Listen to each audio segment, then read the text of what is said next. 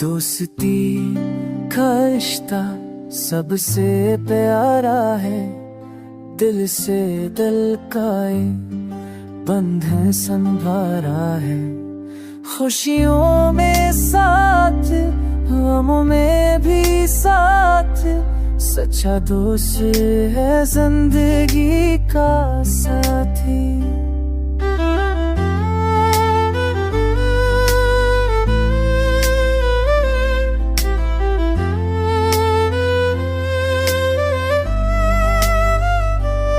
हंसे जब हम दुनिया भी हंसे साथ, रोने की घड़ी में भी हम रही साथ।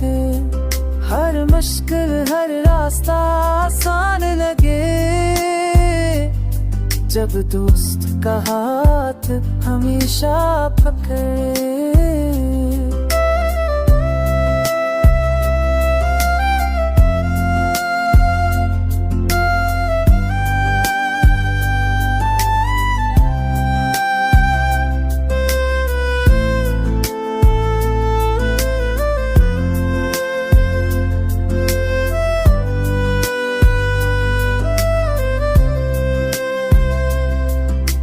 यादें जो बने वो कभी ना भूले, दोस्ती के लम्हे हमेशा दिल में झूले।